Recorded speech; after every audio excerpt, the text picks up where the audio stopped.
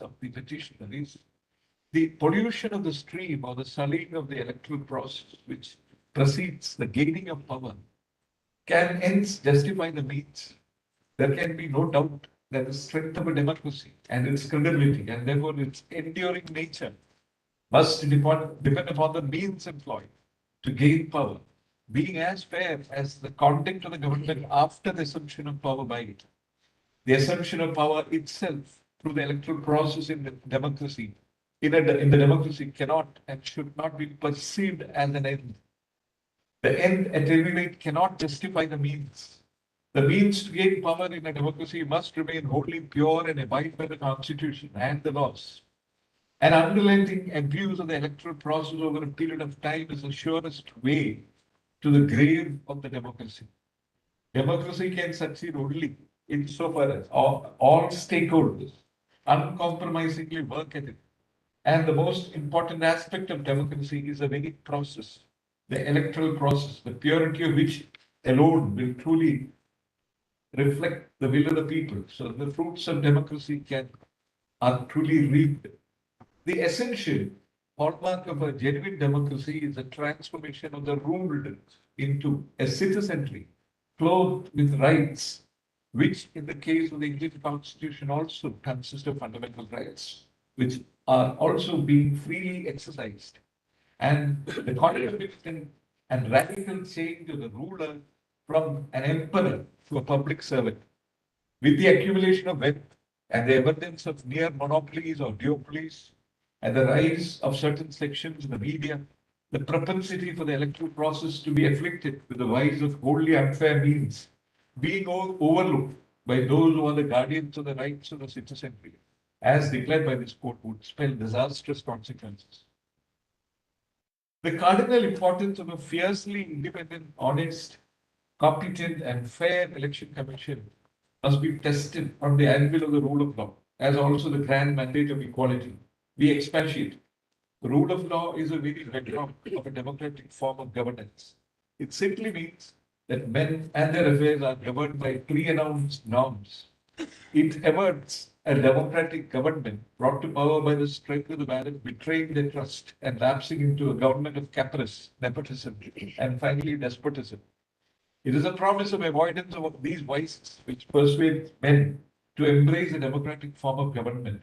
An election commission which does not ensure free and fair poll as per the rules of the game guarantees the breakdown of the foundation of the rule of law. Equally, the sterling qualities which we have described, which must be possessed by an election commission, is indispensable for an unquestionable adherence to the guarantee of equality in Article 14. In the wide spectrum of powers, if the election commission exercises them unfairly or illegally, as much as he refuses to exercise power, when such exercise becomes a duty, it has a telling and chilling effect on the fortunes of the political parties. Inequality in the matter of treatment of political parties who are otherwise similarly circumstanced unquestionably breaches the mandate of Article 14. Political parties must be viewed as organizations representing the hopes and aspirations of its constituents or citizens. The electorate are ordinarily supporters or adherents of one or the other political parties. We may note that the recognition of nota by this court enabling a voter to express his distrust for all the candidates exposes the disenchantment with the electoral process which hardly augurs well for democracy. Therefore, any action or omission by the Election Commission holding the poll which treats political parties with an uneven hand and what is more, in an unfair or arbitrary manner would be anathema to the mandate of Article 14 and would therefore cause its breach. There is an aspect of the citizen's right to vote being imbued with the fundamental freedom under Article 91A. The right to the citizen to seek and receive information about the candidates and who should be chosen as by him as his representative has been recognized as a fundamental right.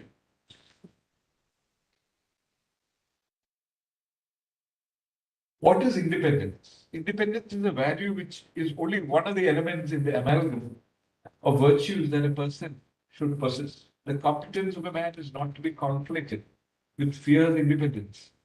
A person may be excellent, that is, at his chosen vocation. He may be an excellent administrator. He may be honest. But the quality of independence transcends the contours of the qualities of professional excellence as also the dictates of honesty. We may no doubt clarify that ordinarily, honesty would embrace the quality of courage of conviction flowing from the perception of what is right and what is wrong.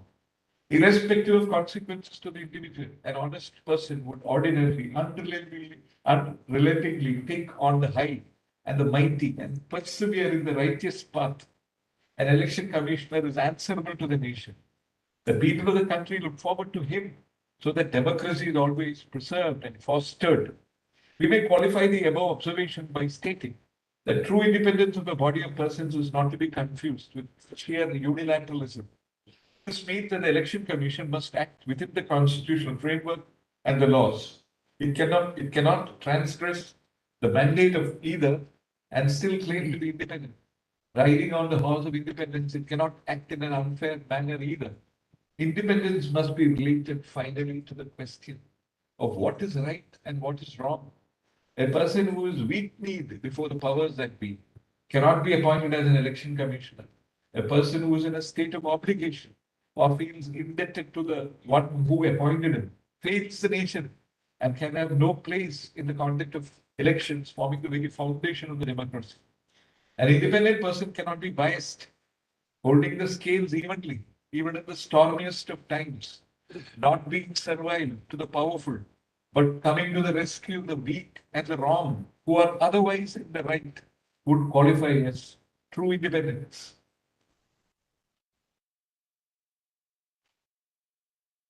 However, it is equally clear that Article 324 has a unique background, as corrected here, as a unique background. The founding fathers clearly contemplated a law by Parliament and did not intend the executive exclusively calling the shots in the matter of appointments to the Election Commission. 7 decades have passed by. Political dispensation of varying hues, which have held the reins of power, have not unnaturally introduced a law. A law could not be one to perpetuate what is already permitted, namely the appointment at the absolute and sole discretion of the executive. A law, as Gopal Shankar Narayan points out, would have to be necessarily different. The absence of such a law does create a void or vacuum. This is despite the chorus of voices, even cutting across the political divide, urging divesting of the executive power of the appointment from the executive, exclusive power of appointment from the executive. We have noticed that while making a law is ordinarily a power with the legislative branch, and being a power, it cannot be coupled by the court. The making of the law may be a constitutional imperative. In the context of Article 326, making of law as contemplated in Article 326 was an unavoidable necessity. Realizing that the statutory framework was necessary to breathe life into Article 326 and which was not to be incongruous with this command, Parliament enacted the 1950 Act and the 1951 Acts. The first general election followed. Making of law by Parliament, as provided for in Article 146 and Article 229, dealing with conditional service of employees of the Supreme Court and the High Court respectively, was a sheer power and enabling provision. The context and the purpose signals no imperative need, no intention to indeed peremptorily provide for a law as is discernible in the case of the appointment of the members of the Election Commission of India pervades the articles. The vacuum in the case of Article 324(2) is the absence of law which Parliament was contemplated to enact. Political parties undoubtedly would appear to betray a special interest in not being forthcoming with the law. The reasons are not far to seek. There is a crucially vital link between the independence of the Election Commission and the pursuit of power, its consolidation and perpetuation. As long as the party that is voted into power is concerned, there is not unnaturally a near insatiable quest to continue in the saddle. A pliable election commission, an unfair and biased overseer of the foundational exercise of another franchise, which lies in the heart of democracy, who obliges the powers that be, perhaps offers the surest gateway to acquisition and retention of power.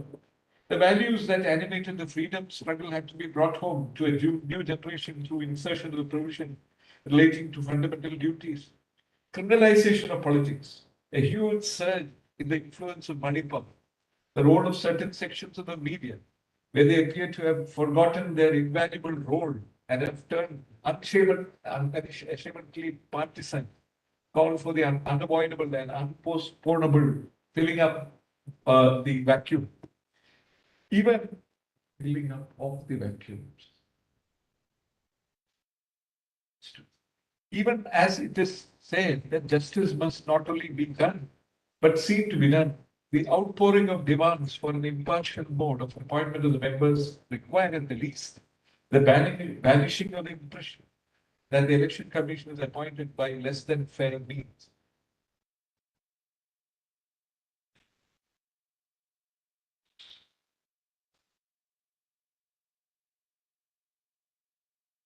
It's up to the final. There cannot be any doubt that the Election Commission of India is to perform the arduous and unenviable task of remaining aloof from all forms of subjugation by and interference from the executive. One of the ways in which the executive can bring an otherwise independent body to its knees is by starving it off and cutting off the requisite financial wherewithal and resources required for its efficient and independent functioning. It would not be unnatural if faced with the prospect of it not being supplied with enough funds and facilities. A vulnerable commission may cave in to the pressure from the executive, and thus it would result in an insidious but veritable conquest of an otherwise defiant and independent commission. This is apart from the fact that cutting off the much needed funds and resources will detract from its efficient functioning. Final relief. The repetitions are partly allowed, and they are disposed of as follows. We declare that as far as appointment to the post of Chief Election Commissioner and the election commissioners are concerned, the same shall be done by the President of India on the basis of the advice tendered by a committee consisting of the Prime Minister of India, the leader of the opposition in the Lok Sabha, and in case there is no such leader, the leader of the largest party in the opposition in the Lok Sabha, having the largest numerical strength, and the Chief Justice of India. This norm will continue to hold good till a law is made by the Parliament. As regards the relief relating to putting in place a permanent secretary for the Election Commission of India and charging its expenditure to the Consolidated Fund of India is concerned, the court makes a fervent appeal that Union India Parliament may consider bringing in necessary changes so that the Election Commission of India becomes truly independent. This was correction. Pages which I had to sign.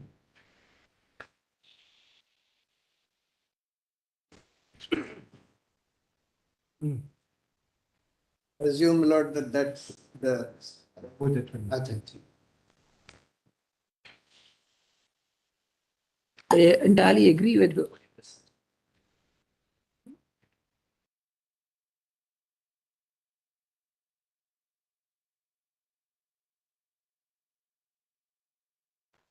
Then you proceed with you. My brother said that. Yes, yes. I entirely agree with the conclusion which my erudite brother has drawn, based on the remarkable process of reasoning, with my additional conclusions. Agreeing on the appointment of a committee, I had one more suggestions to make, and particularly insulating the election commissioners. In order to allow independence in the functioning of the election commission as a constitutional body, the office of Chief Election Commissioner, as well as the election commissioners, have to be insulated from the executive interference. And this is envisaged under the proviso to Article 324(5) of the Constitution. There are two procedural safeguards available regarding the removal of the CEC. First, shall not be removed from his office except in like manner and on the like grounds as a judge of the Supreme Court. And second, the conditions of service of the Chief Election Commissioner shall not be varied to his disadvantage after his appointment. However, second proviso to Article 324(5) postulates that the removal of the election commissioners would be made only on the recommendation of the Chief Election Commissioner. The protection available to the Chief Election Commissioner is not available to other election commissioners. Various reports have recommended that the protection against the removal available to the Chief Election Commissioner should be made available to other election commissioners to ensure the independence of the Election Commission. Then I have reproduced certain reports of 2004 followed with 2010. The Office of the Election Commissioner is an independent constitutional body which has been vested with the powers of superintendence, direction and control of the preparation of electoral rolls and the conduct of all parliamentary and state legislative elections, and that of the office of the President and Vice President in terms of Article 324(1) of the Constitution. In terms of Article 324(2), the Office of the Election Commission comprises of Chief Election Commissioners and such other number of other election commissioners, if any, as the President may from time to time fix. And by an order dated 1st of October 1993, the President has fixed the number of election commissioners to 2 until further orders. Since 1993, it is a multi-member commission with equal participation in transacting the business of the Election Commission as provided under Chapter 3 of the Act 1991 to ensure the smooth and effective functioning of the Election Commission. Article 324(5) of the Constitution is intended to ensure the independence of the Election Commission free from all external political interference, and thus expressly provides that the removal of the Chief Election Commission from office shall be in like manner as on the grounds of a judge of the Supreme Court. Nevertheless, similar procedure has not been provided for the election commissioners under second proviso to Article 324(5) of the Constitution. However, the other conditions of service of Chief Election Commissioner and other election commissioners have been protected by the legislature under the Act 1991.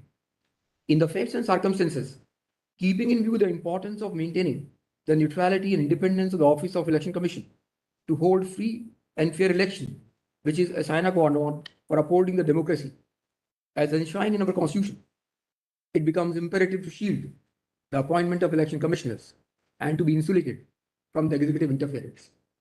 It is the need of the hour and advisable, in my view, to extend the protection available to the Chief Election Commissioners under the first proviso to Article 324(5) to other election commissioners as well, until any law is being framed by the Parliament. Agreeing on the constituting the committee, my further directions we have brought in is, it is desirable that the grounds of removal of the election commissioners shall be the same as that of the Chief Election Commissioner, that is on the like grounds as judge of the Supreme Court, subject to the recommendation of Chief Election Commissioner as provided under second proviso to Article 324(5) of the Constitution.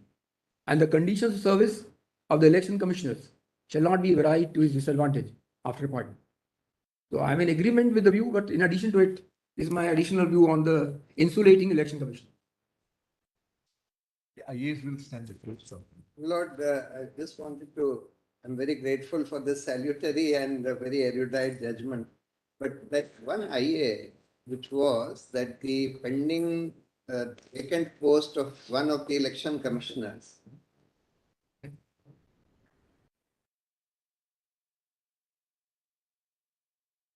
Not, you have not seen what we have. Please read the whole document. Acha, all right. I will. I mean, Your Lordship has not to be dealt with this issue. We have dealt with many other aspects. That is taken We don't care have of. the time to read. Acha, all right, very well. We have, including, we can say now, we have also proceeded to find the constitutional right, but because of the conflict with the 5 judges bench, judicial discipline, kindly go through. I mean, when you Yeah, go very through, well. you find many things. No, we are very, very, very grateful, my Lord, for such a patient hearing and thereafter such an erudite judgment. Thank you. Grateful, my lord.